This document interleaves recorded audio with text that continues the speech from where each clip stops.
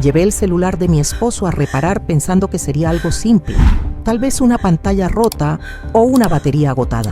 Jamás imaginé que ese día cambiaría mi vida para siempre. El técnico me miró con ojos llenos de miedo y me dijo algo que hizo que mi sangre se helara. Señora, cancele todas sus tarjetas ahora mismo y huya.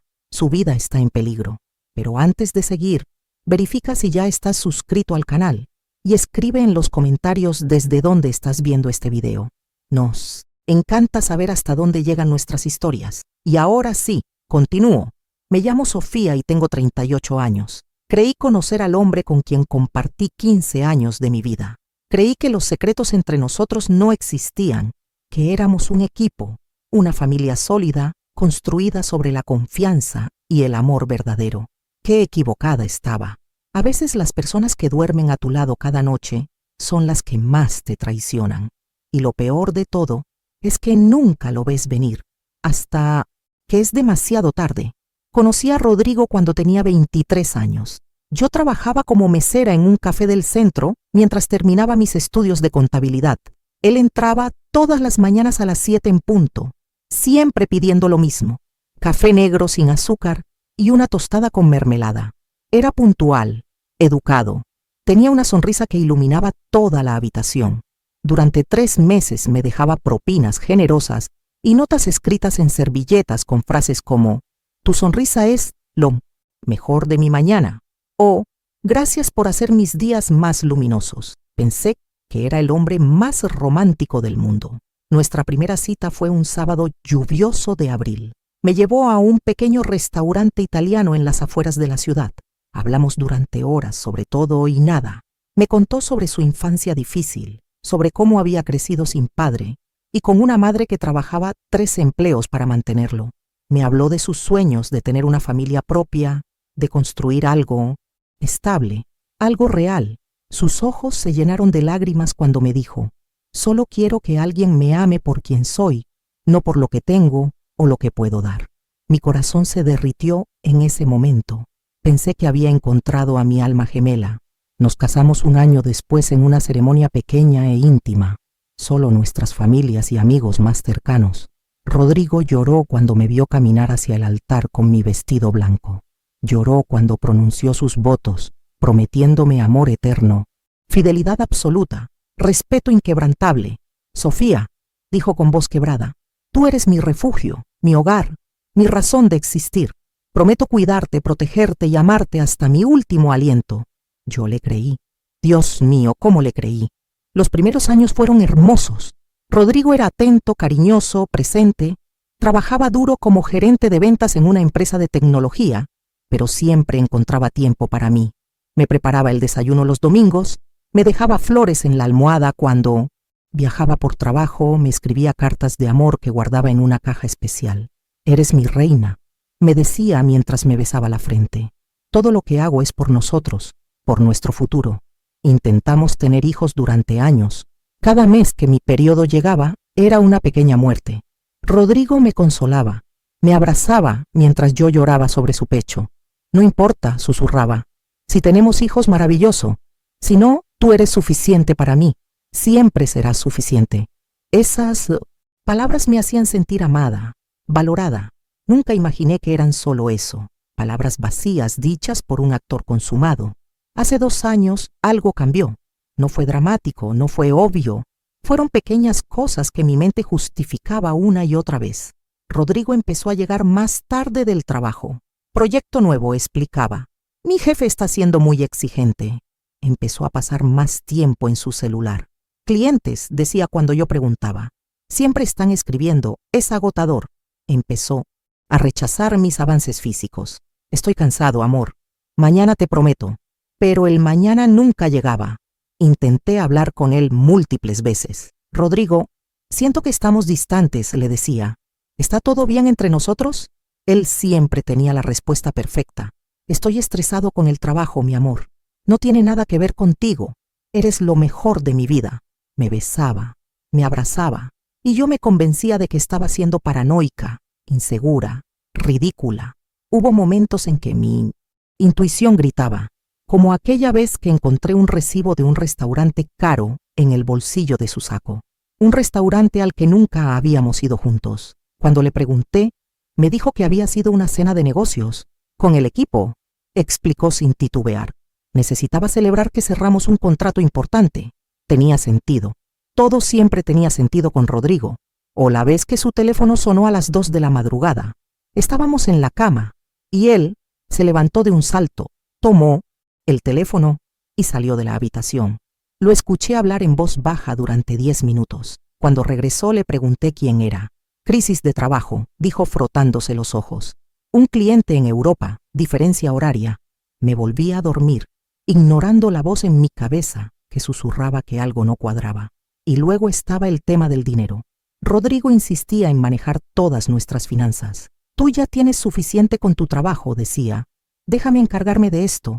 Es mi forma de cuidarte. Yo ganaba bien como contadora en una firma mediana, pero él ganaba más. Teníamos cuentas conjuntas, o eso creía yo. Él pagaba las facturas, hacía las inversiones, tomaba las decisiones financieras. Yo confiaba ciegamente. Hace 6 meses me pidió que firmara unos papeles. Es para renovar nuestro seguro de auto, explicó. Necesito tu firma aquí y aquí. Yo firmé sin leer. ¿Por qué habría de leer? Era mi esposo, mi compañero, la persona en quien más confiaba en el mundo. Ahora sé que esos papeles eran pólizas de seguro de vida. Millones en seguros que yo nunca autoricé, con él como único beneficiario. Todo comenzó a desmoronarse una mañana de martes, gris y fría como tantas otras. Rodrigo se levantó temprano como siempre, se duchó, se vistió con su traje azul marino, se perfumó con esa colonia cara que le regalé en Navidad. Lo vi desde la cama, admirando lo guapo que se veía. Ten un buen día, le dije somnolienta. Él se acercó, me besó la frente. Tú también, mi amor. Te veo en la noche. Fueron las últimas palabras que me dijo antes de que mi mundo explotara. Escuché sus pasos bajando las escaleras, el sonido de las llaves, la puerta cerrándose. Me quedé en la cama unos minutos más, disfrutando del calor de las sábanas. Luego me levanté, me puse mi bata rosa y bajé a la cocina a preparar café. Ahí fue cuando lo vi, su celular sobre la mesa del comedor, olvidado en su prisa matutina. Rodrigo nunca olvidaba su teléfono. Era como una extensión de su cuerpo. Tomé el teléfono para llamarlo y avisarle, pero en ese momento se me resbaló de las manos.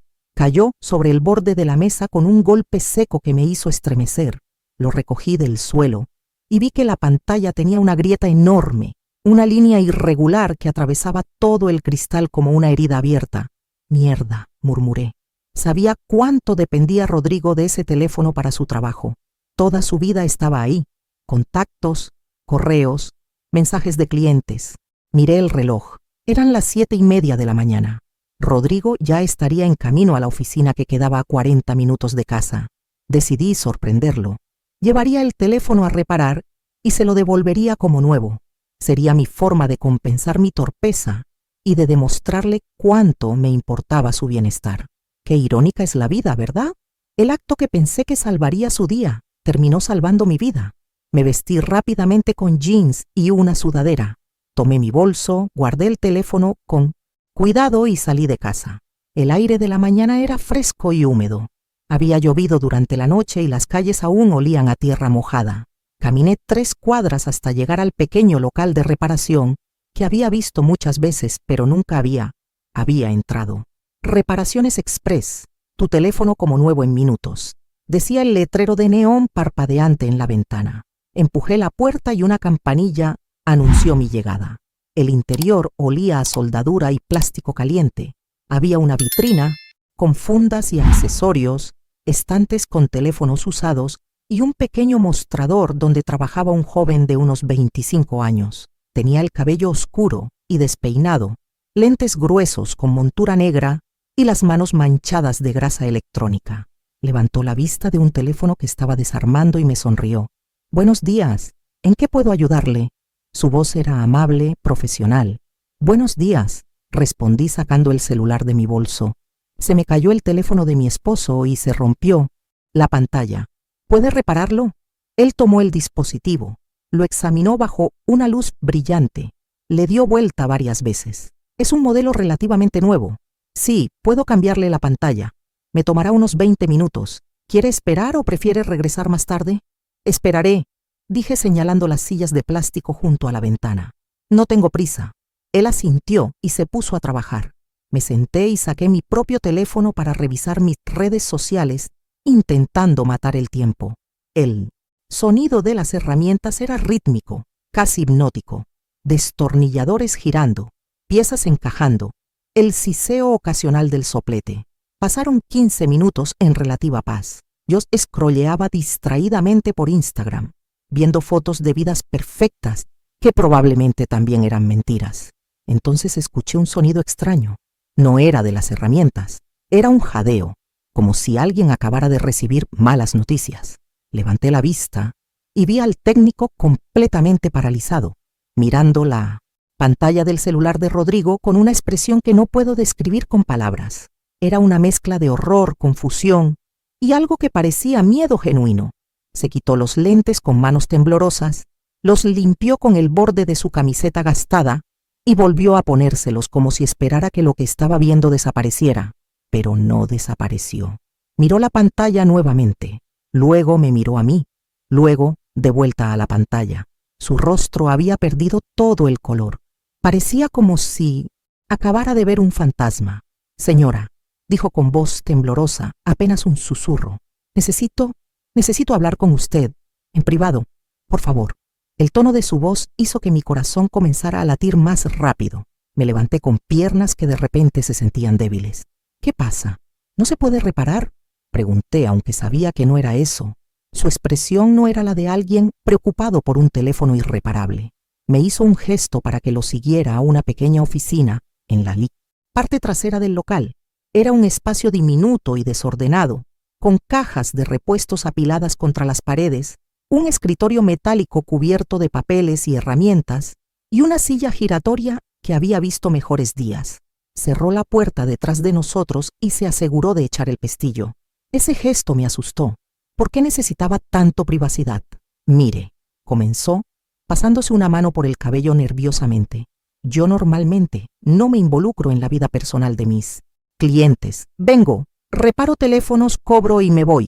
Ese es mi trabajo. No hago preguntas, no busco problemas, no quiero dramas. Hizo una pausa, respiró profundamente. Pero lo que acabo de ver en este teléfono, señora, no puedo quedarme callado. No puedo dejar que salga de aquí sin saber lo que sé. Mi conciencia no me lo permitiría. Mi boca se secó. ¿De qué está hablando? Mi voz sonó extraña, aguda, como si perteneciera a otra persona. Él colocó el teléfono sobre el escritorio, entre nosotros como si fuera una bomba a punto de explotar. Cuando cambié la pantalla, el sistema se reinició automáticamente. Es parte del proceso técnico. Durante ese reinicio, apareció brevemente una aplicación que normalmente está oculta. Una aplicación disfrazada como calculadora. Señaló el icono en la pantalla. Se veía exactamente como cualquier calculadora común. ¿Una calculadora? Pregunté confundida. ¿Qué tiene de malo una calculadora? Él negó con la cabeza. No es una calculadora real. Mire, presionó una secuencia específica de números. 2, 5, 8, 5. La pantalla parpadeó y de repente ya no estábamos viendo una calculadora. Estábamos viendo algo completamente diferente. Era como entrar a un mundo secreto, un universo paralelo que existía dentro del teléfono de mi esposo. Había carpetas, docenas de carpetas con nombres que me hicieron sentir náuseas. Vigilancia S, ubicaciones, conversaciones, fotos privadas, plan final. El técnico comenzó a abrir las carpetas una por una, y con cada clic mi realidad se desmoronaba un poco más. La primera carpeta que abrió se llamaba Conversaciones. Contenía capturas de pantalla de todos mis mensajes. Cada conversación de WhatsApp que había tenido en los últimos 6 meses estaba ahí. Mensajes con mi hermana Daniela, con mis amigas del trabajo, con mi mamá. Conversaciones íntimas, privadas, que yo creía que eran solo mías. Había transcripciones de llamadas telefónicas y llamadas que había hecho desde la privacidad de mi hogar, pensando que nadie más podía escucharlas. ¿Cómo es esto posible? Balbuceé, sintiendo que las paredes del pequeño cuarto se cerraban sobre mí. El técnico señaló hacia mi bolso. ¿Puedo ver su teléfono por un segundo? Me pidió. Con manos temblorosas saqué mi celular y se lo entregué. Él lo examinó rápidamente, revisando la configuración, las aplicaciones instaladas. Ajá, murmuró. Aquí está. Mire esto. Me mostró mi propia pantalla. Había una aplicación que yo no reconocía, algo llamado Family Locator. ¿Qué es eso?, pregunté. Es una aplicación de rastreo, explicó. Legalmente se comercializa como una herramienta para que los padres vigilen a sus hijos, pero también puede usarse para espiar a parejas. Esta app está grabando todo, tus mensajes, tus llamadas, tu ubicación en tiempo real.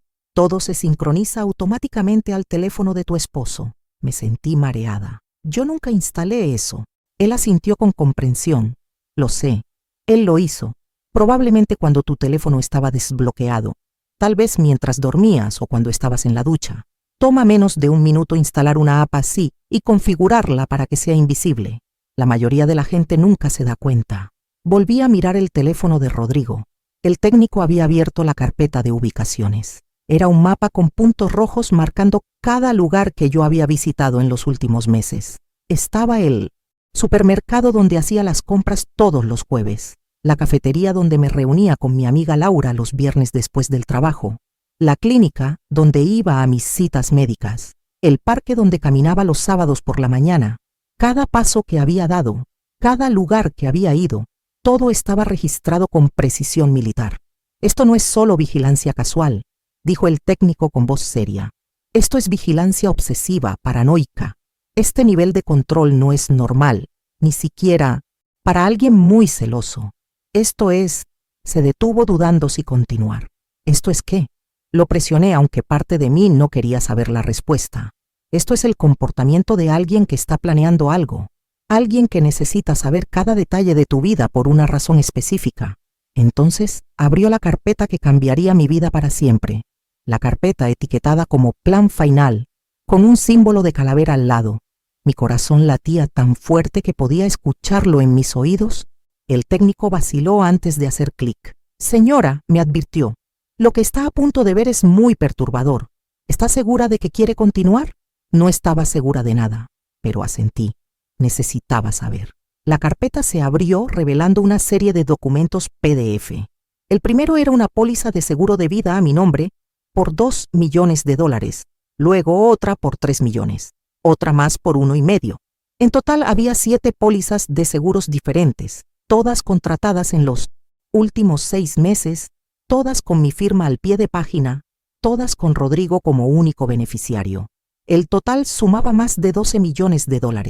Yo nunca firmé esto, susurré, mirando las firmas que parecían exactamente iguales a la mía. Son falsificaciones, confirmó el técnico. Muy buenas falsificaciones, pero falsificaciones al fin. Mire las fechas. Todas fueron firmadas en días en que, según los registros de ubicación, tú estabas en el trabajo. Él probablemente practicó tu firma hasta perfeccionarla. Pero lo peor no eran las pólizas. Lo peor eran los correos electrónicos. Había una cadena de mensajes entre Rodrigo y alguien cuyo nombre aparecía guardado como Dr. M. Los correos databan de hace 4 meses y detallaban conversaciones que me hicieron sentir como si me estuvieran enterrando viva. ¿Cuánto tiempo tomará?, preguntaba Rodrigo en uno de los correos. Depende de la dosis y el método de administración, respondía el tal Dr. M. Con la sustancia que te conseguí, si la mezclas en una bebida caliente como té o café, tomará entre 6 y 8 horas. Ella se dormirá naturalmente y simplemente no despertará. Parecerá un paro cardíaco por causas naturales, a menos que hagan una autopsia muy específica buscando esta sustancia en particular. No la encontrarán. Y no hay manera de que lo rastreen hasta mí, continuaba Rodrigo. Ninguna, aseguraba el Dr. M. Esta sustancia se metaboliza rápido. A las 24 horas ya no hay rastros detectables en el cuerpo. He hecho esto antes. Sé de lo que hablo. Solo necesito que me pagues la otra mitad cuando el trabajo esté hecho. Había más correos discutiendo el precio. $50,000. La mitad pagada por adelantado, la otra mitad después de mi muerte.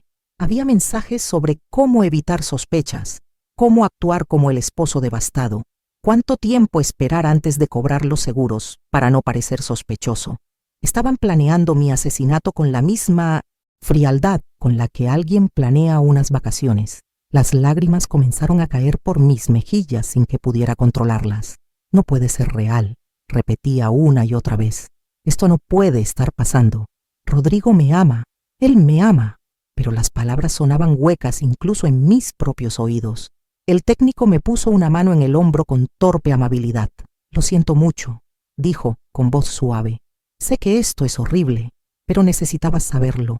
Tu vida está en peligro real.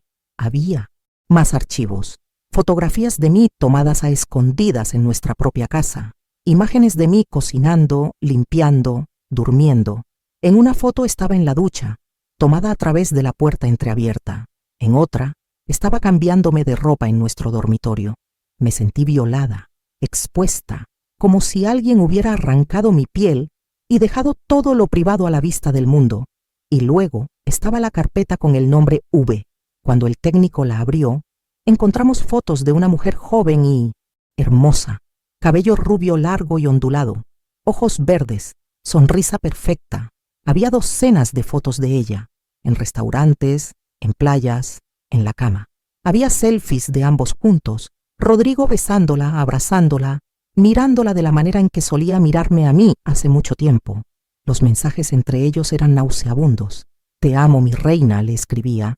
No puedo esperar a que estemos juntos para siempre. Y ella respondía, yo también, mi amor, ¿cuánto falta? Y él, ¿solo unos meses más? Cuando cobre el seguro nos iremos a España. Compraremos esa villa que te gustó en Barcelona. Tendremos la vida que siempre soñamos. Ella no sospecha nada. Es como una oveja caminando hacia el matadero. Esas palabras me destruyeron. Una oveja caminando hacia el matadero. Así era como mi esposo me veía. No como su compañera, su amada, su esposa, como un obstáculo, como algo que eliminar para poder seguir con su verdadera vida. El técnico me dejó llorar durante varios minutos. No. Intentó consolarme con palabras vacías. Solo me pasó una caja de pañuelos desechables y esperó en silencio. Cuando finalmente pude respirar de nuevo, me miró directamente a los ojos y dijo algo que me salvó la vida. Señora, escúcheme bien. Tiene que salir de esa casa hoy. No mañana, no la próxima semana. Hoy. Este hombre es peligroso. Ha planificado su muerte con detalle. Solo está esperando el momento perfecto. ¿Pero qué puedo hacer? Soy yo que sintiéndome completamente perdida. No sé qué hacer. Él tomó su propio celular y comenzó a tomar fotografías de la pantalla del teléfono de Rodrigo. Fotografió cada documento, cada mensaje, cada prueba. Primero necesitas evidencia. Segundo, necesitas sacar tu dinero de cualquier cuenta que compartas con él. Tercero, necesitas ir a la policía. Y cuarto, necesitas un lugar seguro donde quedarte. ¿Tienes familia? ¿Amigos de confianza? Pensé en mi hermana Daniela. Vivía al otro lado de la ciudad con su esposo y sus 2 hijos. Siempre habíamos sido cercanas. Ella me ayudaría. Sí, dije con voz temblorosa. Mi hermana. El técnico asintió. Bien, llámala ahora. Dile que es una emergencia, pero no le expliques por teléfono. Recuerda que él está vigilando todas tus comunicaciones. Solo dile que la necesitas y que ya. También sacó una memoria USB de un cajón de su escritorio. Voy a copiar todo esto aquí. Es evidencia digital. Guárdala en un lugar seguro. Vas a necesitarla para la policía y para los abogados. Mientras él copiaba los archivos, yo llamé a Daniela. Dani, dije tratando de mantener la voz estable. Necesito que vengas al Banco Central ahora mismo. Es urgente. Hubo una pausa. ¿Estás bien? ¿Qué pasó? No puedo explicártelo por teléfono. Por favor, solo confía en mí. Te necesito. Daniela, bendita sea, no hizo más preguntas. Voy para allá. Dame 20 minutos. Colgué y miré al técnico, a este joven extraño que había decidido hacer lo correcto cuando hubiera sido mucho más fácil quedarse callado. Gracias, le dije con todo mi corazón. Gracias por advertirme. Acabas de salvarme la vida. Sus ojos se humedecieron detrás de los lentes gruesos. Tengo una hermana menor, dijo en voz baja. Si alguien le estuviera haciendo algo así y nadie dijera nada, nunca me lo perdonaría. Solo hago lo que esperaría que alguien hiciera por ella. Me entregó la memoria USB junto con el teléfono de Rodrigo, ahora con la pantalla reparada como si nada hubiera pasado. Devuélvele su teléfono actuando con normalidad, me aconsejó. No dejes que sepa que descubriste algo. Mientras piense que aún no sospechas, es menos probable que acelere sus planes. Necesitas tiempo para protegerte. Asentí, guardando todo en mi bolso con manos que todavía temblaban. Una cosa más, agregó antes de que yo saliera. Deja de tomar cualquier cosa que él te prepare. Bebidas, comidas, nada. Si te ofrece algo, inventa una excusa. Di que estás con el Big Sosnesnit. Estómago revuelto, que ya comiste, lo que sea, pero no consumas nada que venga de sus manos. ¿Entendido? El terror en su voz me hizo comprender la gravedad real de la situación. Rodrigo no estaba solo planeando matarme. Estaba listo para hacerlo en cualquier momento. Salí de ese local de reparación como una mujer diferente a la que había entrado. Hace una hora, yo era Sofía, la esposa feliz que creía en el amor verdadero. Ahora era Sofía, la mujer que acababa de descubrir que su esposo quería asesinarla. El sol brillaba afuera, la gente caminaba por las aceras, los autos pasaban, el mundo seguía girando como si nada. Pero para mí, todo había cambiado para siempre. Tomé un taxi al banco. Durante el trayecto, miré por la ventana sin ver realmente nada. Mi mente era un torbellino de pensamientos, recuerdos, señales que había ignorado. ¿Cuánto tiempo llevaba planeándolo? ¿Desde cuándo había dejado de amarme? ¿Alguna vez me amó realmente o siempre fui solo un medio para un fin? Daniela llegó al banco 15 minutos después. La vi correr hacia mí con el rostro lleno de preocupación. Llevaba puesta una sudadera y jeans, el cabello recogido en una cola de caballo despeinada. Se había ido tan rápido que ni siquiera se había maquillado. «Sofía, ¿qué pasa? Me estás asustando». No podía hablar ahí en medio de la gente. La tomé del brazo y la llevé a una esquina más privada del vestíbulo del banco. Le mostré las fotos en mi teléfono. Vi cómo su expresión pasaba de confusión a shock absoluto, luego a rabia pura. «Ese maldito», siseó con los dientes apretados. «Ese maldito hijo de perra. Voy a matarlo. Juro por Dios que lo voy a matar». «No», le dije agarrándola del brazo. «Eso es exactamente lo que no puedes hacer. Necesito que me ayudes a pensar con claridad. Necesito salir de esto viva y necesito que él pague por lo que planeó hacer». Daniela respiró profundamente, tratando de controlar su furia. Tienes razón. Ok, ¿qué necesitas? Entre las dos elaboramos un plan. Primero cerraríamos todas las cuentas bancarias conjuntas. Yo sacaría todo mi dinero y abriría nuevas cuentas en un banco diferente donde Rodrigo no tuviera acceso. Segundo, llamaríamos a la compañía de seguros para cancelar todas las pólizas a mi nombre. Tercero, yo empaquetaría mis cosas y me iría de la casa antes de que Rodrigo regresara del trabajo. Cuarto, contrataríamos a un abogado especializado y presentaríamos una denuncia formal ante la policía. El proceso en el banco fue agotador. El gerente me miró con expresión confundida cuando le pedí cerrar todas las cuentas conjuntas inmediatamente. «Señora, estas cuentas tienen un balance considerable. ¿Está segura? Generalmente recomendamos pensarlo con calma antes de tomar decisiones financieras tan drásticas». No podía decirle la verdad. No ahí, no en ese momento. «Estoy segura», dije con una firmeza que no sabía que tenía. «Quiero cerrar todo. Hoy». Tomó casi 2 horas completar todos los trámites. Tuve que firmar docenas de formularios, confirmar mi identidad múltiples veces, transferir fondos de una cuenta a otra. Daniela se quedó a mi lado todo el tiempo, apretando mi mano cuando veía que estaba a punto de derrumbarme. Cuando finalmente salimos del banco, yo tenía todo mi dinero en cuentas nuevas que solo estaban a mi nombre. Era una cantidad considerable. Mis ahorros de años de trabajo. Dinero que Rodrigo ya no podría tocar. Luego llamé a la compañía de seguros desde el auto de Daniela. La mujer del otro lado de la línea tenía una voz dulce y profesional. «Claro, señora. Déjeme revisar su cuenta. Veo que tiene varias pólizas con nosotros. ¿Cuál desea cancelar?» «Todas», dije sin vacilar. Hubo una pausa larga. «¿Todas? Señora, eso representa millones en cobertura. Si algo le llegara a pasar a usted, su esposo, cancélelas». La interrumpí. «Todas, ahora. No me importa perder el dinero invertido. Solo cancélelas». Ella trató de disuadirme durante varios minutos, explicando las penalidades, la pérdida de inversión, los beneficios que estaba desechando. Pero yo me mantuve firme. «O las cancela ahora, o voy personalmente a sus oficinas con un abogado. Finalmente cedió. Como usted ordene, señora. Las pólizas quedarán canceladas en las próximas 24 horas. Colgué, sintiendo como si hubiera ganado una pequeña batalla en medio de una guerra que apenas comenzaba. Daniela me llevó a casa, nuestro hogar, el lugar que había compartido con Rodrigo durante más de una década. Mientras nos acercábamos, sentí una opresión en el pecho. Ese edificio de 2 pisos con jardín delantero y pintura color crema ya no se sentía como mi refugio. Se sentía como una trampa, una prisión disfrazada de hogar. ¿Quieres que entre contigo?, preguntó Daniela. Sí, admití. No quiero estar sola ahí adentro. Entramos juntas. Todo se veía exactamente igual que esta mañana cuando salí. La sala con nuestros muebles escogidos juntos, las fotos en las paredes de momentos felices que ahora parecían mentiras, la cocina donde Rodrigo me preparaba ese té envenenado que por suerte nunca llegó a usar. Cada objeto, cada rincón estaba contaminado con la traición. Empaca rápido, me urgió Daniela mirando su reloj. Son las 4 de la tarde. ¿A qué hora suele llegar él? Entre 6 y 7, respondí.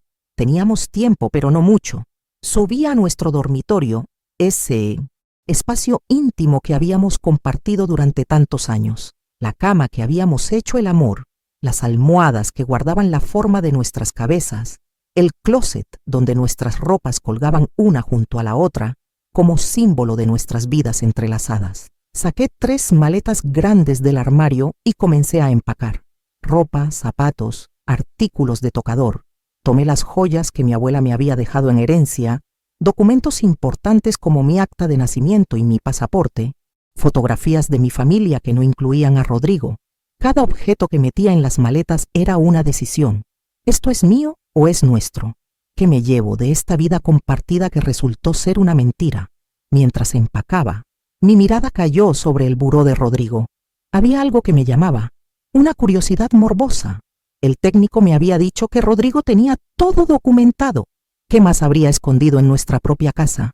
Abrí el primer cajón. Papeles de trabajo, recibos viejos, nada inusual. El segundo cajón tenía libros que nunca había visto leer, pero en el tercer cajón, escondido bajo una carpeta de documentos de la oficina, encontré algo que me heló la sangre. Era otro teléfono. Un teléfono celular que yo nunca había visto antes. No tenía contraseña.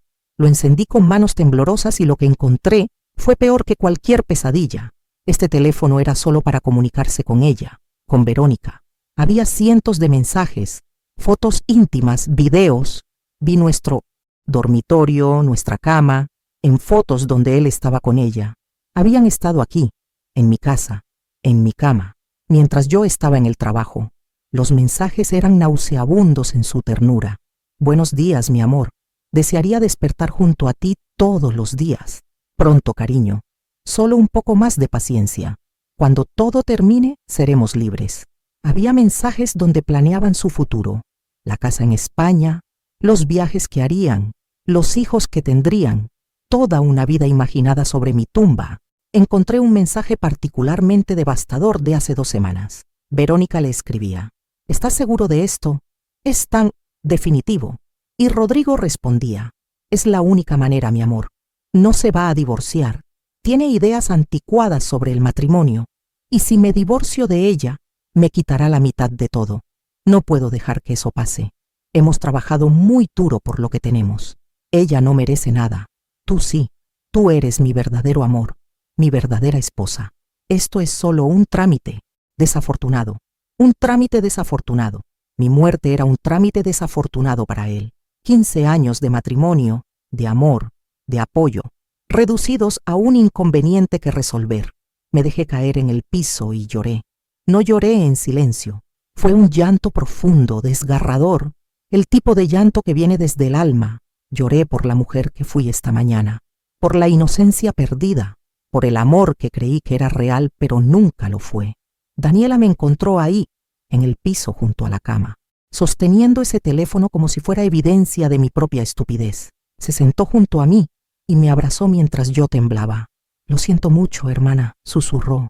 Lo siento tanto, pero tienes que ser fuerte ahora. Tienes que levantarte, terminar de empacar y salir de aquí. Puedes derrumbarte después, pero ahora necesitas sobrevivir.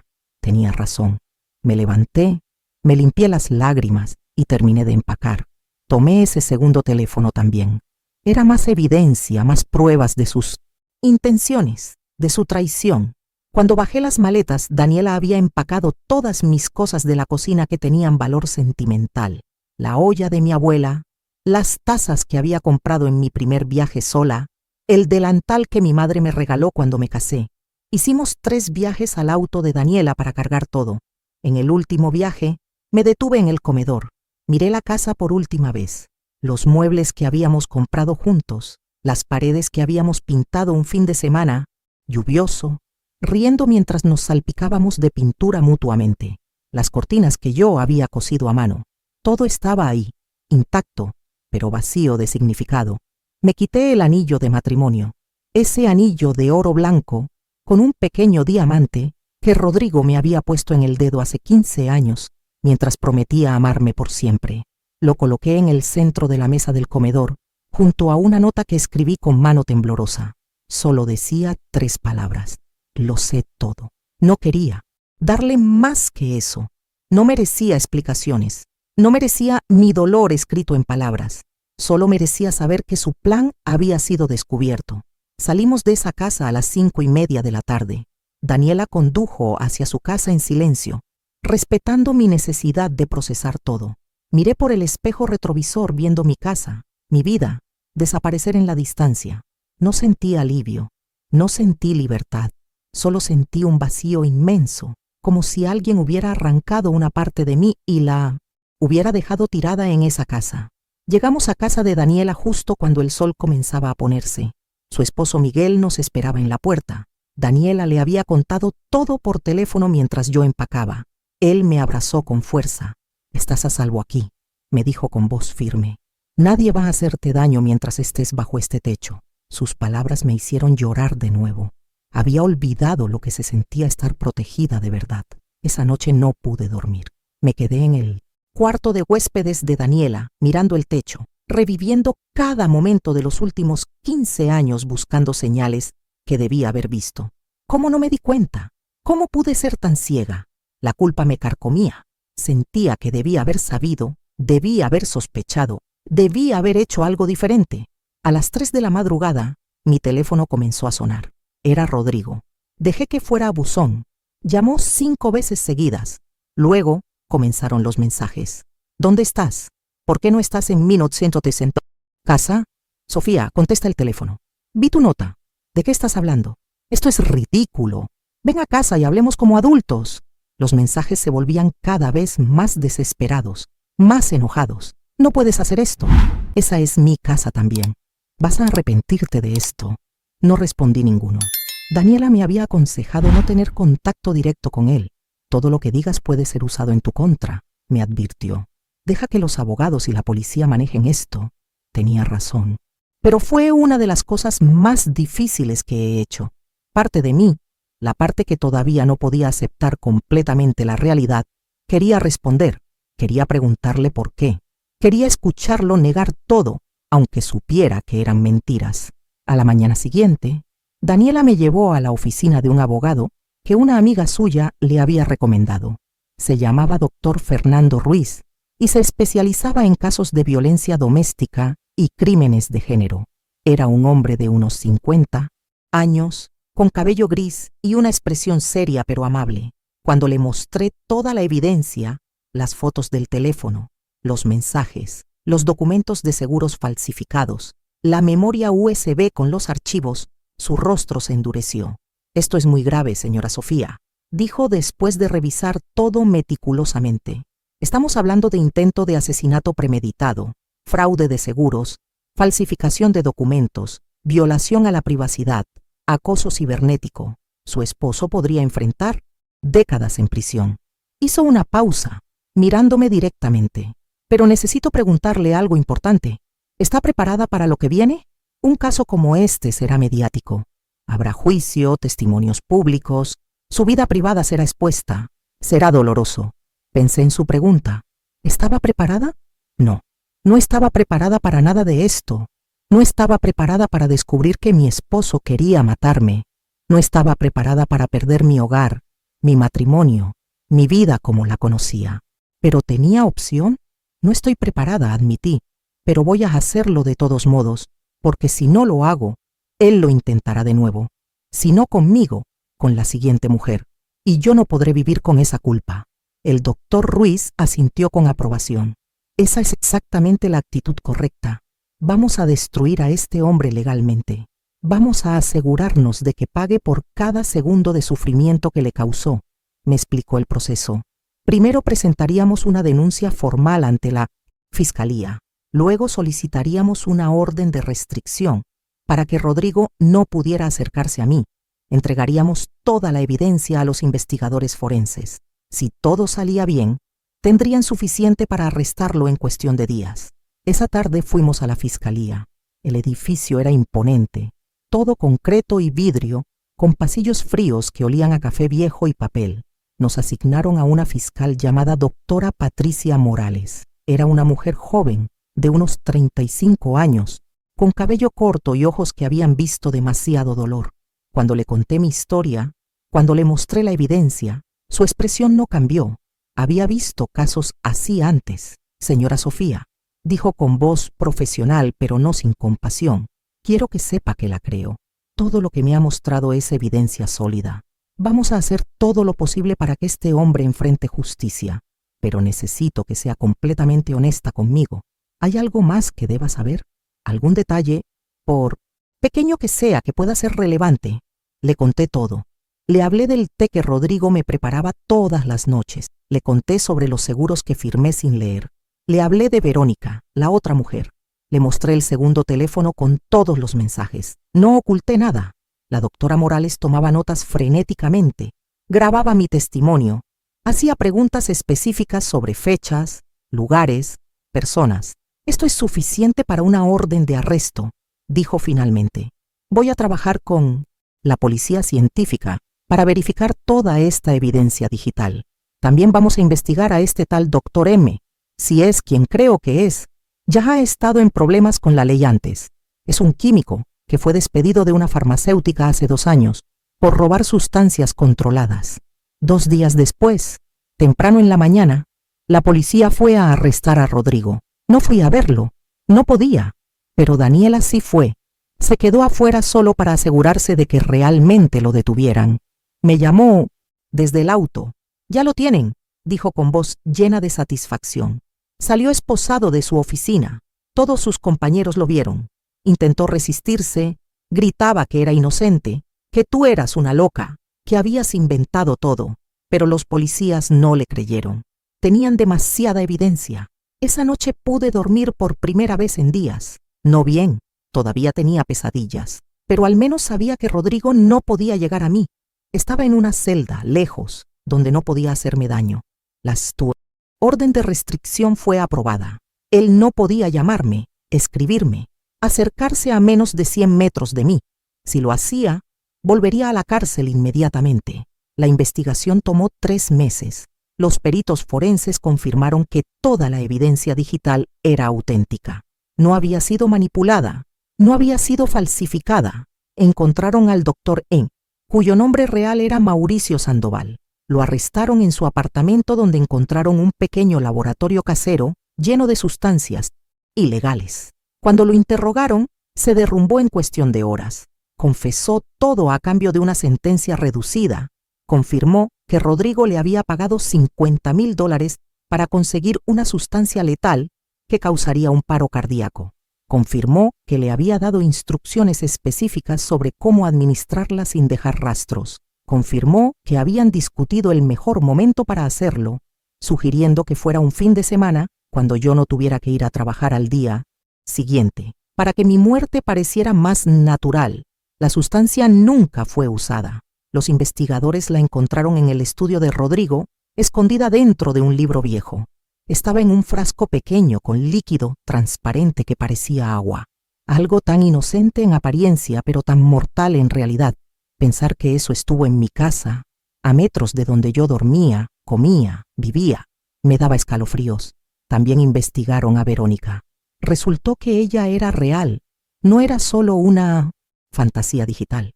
Tenía 26 años. Trabajaba como asistente administrativa en un hotel del centro. Había conocido a Rodrigo en un bar hace 2 años.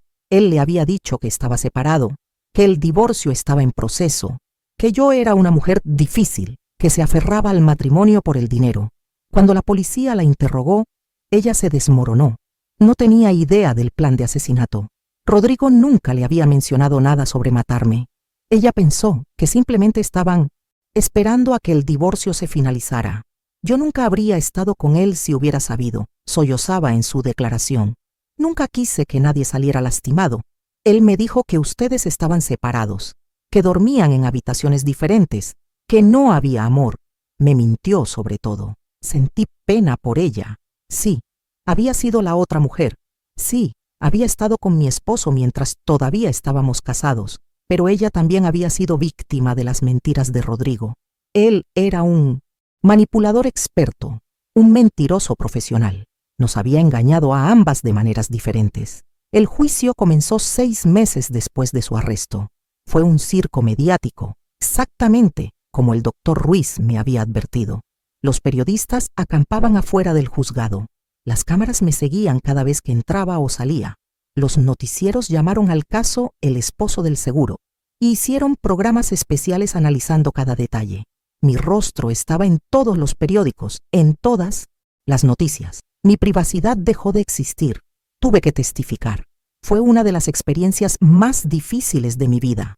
Estar en esa sala, frente al jurado, frente a los abogados, frente a Rodrigo que me miraba con esos ojos que alguna vez amé, pero que ahora solo veía fríos y vacíos. Tuve que contar mi historia, revivir cada momento doloroso. Tuve que admitir públicamente cuán ciega había sido, cuán ingenua. El abogado defensor de Rodrigo trató de pintarme como la villana. Insinuó que yo había fabricado toda la evidencia porque quería quedarme con el dinero. Sugirió que yo era mentalmente inestable, que había manipulado los archivos del teléfono con ayuda de alguien. Trató de destruir mi credibilidad preguntándome sobre mi vida sexual, mis finanzas, mis relaciones pasadas, pero la evidencia era demasiado sólida. Los peritos testificaron que era imposible que yo hubiera falsificado esos archivos. David, el técnico que me había salvado la vida, testificó sobre cómo encontró la evidencia por accidente durante la reparación. El doctor Sandoval testificó sobre sus conversaciones con Rodrigo, sobre la sustancia que le vendió, sobre el plan completo. Y luego testificó Verónica. Cuando subió al estrado, toda la sala se quedó en silencio. Era la primera vez que la veía en persona. Las fotos no le hacían justicia. Era hermosa, joven, llena de vida, pero también se veía destrozada. Tenía ojeras profundas, había perdido peso, se movía como alguien que carga un peso invisible. Lloró durante todo su testimonio. Confesó la aventura, los mensajes, los planes de irse juntos a España, pero también juró una y otra vez que nunca supo sobre el plan de asesinato. Si lo hubiera sabido, dijo, con voz quebrada mirándome directamente, habría llamado a la policía yo misma. Sé que no tengo derecho a pedir perdón. Sé que lo que hice estuvo mal, pero juro por todo lo que es sagrado que nunca quise que nadie muriera. Nunca. Le creí. Podía ver la verdad en sus ojos. Ella también había sido engañada por Rodrigo. Ambas habíamos creído sus mentiras, solo que de maneras diferentes. Cuando terminó de testificar y bajó del estrado, pasó junto a mí, se detuvo por un segundo, nuestros ojos se encontraron y vi en su mirada todo el arrepentimiento del mundo. Asentí ligeramente. No era perdón completo, no todavía, pero era un reconocimiento. Ambas éramos sobrevivientes del mismo depredador. Rodrigo también testificó en su propia defensa. Fue una actuación magistral. Lloró, suplicó, juró que todo era un malentendido. Dijo que los mensajes estaban sacados de contexto, que las pólizas de seguro eran legítimas y que yo había firmado voluntariamente, que la aplicación de rastreo la había instalado porque estaba preocupado por mi seguridad después de que hubo robos en el vecindario. Pero cuando el fiscal le mostró los correos electrónicos con el doctor Sandoval, discutiendo dosis letales y métodos de administración, cuando le preguntó directamente qué necesidad había de rastrear cada paso de su esposa, si solo estaba preocupado por su seguridad. Cuando le mostró los videos íntimos con Verónica filmados en nuestra cama matrimonial, Rodrigo no tuvo respuestas. Su máscara de esposo preocupado se resquebrajó. Vi destellos de rabia en sus ojos, esa frialdad calculadora que había estado escondiendo también. El jurado deliberó durante 8 horas. Fueron las 8 horas más largas de mi vida. Me senté en el pasillo del juzgado con Daniela y Miguel, con el doctor Ruiz, esperando. Cada minuto se sentía como 1 hora. ¿Y si no le creían? ¿Y si pensaban que yo había exagerado? ¿Y si Rodrigo salía libre? Pero no salió libre. Cuando el jurado regresó y el presidente leyó el veredicto, las palabras resonaron en la sala como una sentencia divina. Culpable de intento de asesinato premeditado en primer grado, culpable de fraude de seguros, culpable de falsificación de documentos, culpable de acoso cibernético, culpable de violación a la privacidad. El juez lo sentenció a 32 años de prisión sin posibilidad de libertad condicional hasta cumplir al menos 20. Rodrigo se quedó paralizado. Creo que hasta ese momento realmente no había creído que lo condenarían. Cuando los oficiales se acercaron para esposarlo, él me miró. Nuestros ojos se encontraron por última vez. No vi arrepentimiento, no vi remordimiento, solo vi odio puro. Esto es, tu culpa, gritó mientras lo sacaban. Tú arruinaste todo. Podrías haber muerto con dignidad, pero tenías que meterte donde no te llamaban. Esto es tu culpa. Sus palabras me golpearon como puñetazos, pero no me derrumbé. Ya no era la Sofía débil que él conoció. Era alguien más fuerte, alguien que había sobrevivido a su peor pesadilla. Los meses que siguieron al juicio fueron un proceso de sanación lento y doloroso. Me mudé a un apartamento pequeño al otro lado de la ciudad, lejos de Túnete de Saint-Ouen. Todo lo que me recordaba a Rodrigo era un espacio modesto, solo mío, donde podía empezar de nuevo sin sombras del pasado, acechando en cada esquina. Busqué ayuda profesional. Encontré a la doctora Elena Ramírez, una psicóloga especializada en trauma y violencia doméstica. Nuestras sesiones fueron brutales pero necesarias. Tuve que enfrentar no solo lo que Rodrigo me hizo, sino también mi propia culpa, mi vergüenza, mi sensación de haber sido tonta por no verlo venir. Sofía, me dijo la doctora Ramírez en una de nuestras primeras sesiones, necesitas entender algo fundamental. Los depredadores como tu ex esposo son expertos en ocultar su verdadera naturaleza. Han pasado toda su vida perfeccionando la máscara que usan en público. No había señales que pudieras ver porque él se aseguró de que no las hubiera. Esto no es tu culpa. Nunca fue tu culpa. Esas palabras tardaron meses en penetrar realmente en mi conciencia. La culpa es insidiosa. Se aferra a ti. Te susurra en los momentos de silencio que debiste haber sabido, que debiste haber hecho algo diferente. Pero lentamente, con terapia, con el apoyo de mi hermana, con el paso del tiempo comencé a creerlo. No fue mi culpa. Yo fui una víctima. Y no hay vergüenza en ser víctima de un mentiroso experto. Las pesadillas fueron lo más difícil de superar. Durante meses me despertaba gritando, soñando que Rodrigo estaba en mi habitación con una taza de té envenenado. Soñaba que tomaba el té sin saber, que me quedaba dormida y no despertaba nunca más. A veces soñaba que el técnico nunca me había advertido, que yo había devuelto el teléfono sin descubrir nada, que Rodrigo había llevado a cabo su plan y yo estaba muerta. Me tomó casi 1 año poder dormir una noche completa sin despertar aterrada. La doctora Ramírez me enseñó técnicas de respiración, ejercicios de grounding para cuando la ansiedad se volvía demasiado. Aprendí a reconocer los desencadenantes de mis ataques de pánico y a manejarlos antes de que me abrumaran completamente. También me uní a un grupo de apoyo para sobrevivientes de violencia doméstica. Fue ahí donde conocí a Elena, una mujer de 45 años que había sobrevivido 3 intentos de asesinato por parte de su ex esposo antes de finalmente escapar. Su fortaleza me inspiró. Si ella pudo sobrevivir, si ella pudo reconstruir su vida después de tanto horror, entonces yo también podía. El grupo se reunía todos los miércoles por la noche en un centro comunitario. Éramos 8 mujeres de diferentes edades, diferentes historias, pero todas unidas por el mismo hilo de trauma.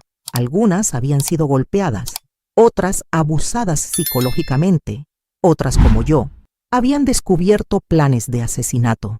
Compartíamos nuestras historias, nuestros miedos, nuestros pequeños triunfos. Hoy fui al supermercado sola por primera vez, decía una. Vi un restaurante nuevo y entré a comer sin tener miedo, decía otra. Celebrábamos estos pequeños momentos de valentía porque entendíamos cuánto costaban. Para alguien que nunca ha vivido con el miedo constante, estas cosas parecen triviales, pero para nosotras, cada acto de normalidad era una victoria. Un año después del juicio tomé una decisión que cambiaría el curso de mi sanación. Decidí volver a estudiar. Me inscribí en un programa de maestría en trabajo social, especializándome en violencia de género y trauma. Quería convertir mi dolor en propósito. Quería ayudar a otras mujeres que estuvieran pasando por lo que yo pasé. Estudiar fue terapéutico. Aprender sobre los patrones de comportamiento de los abusos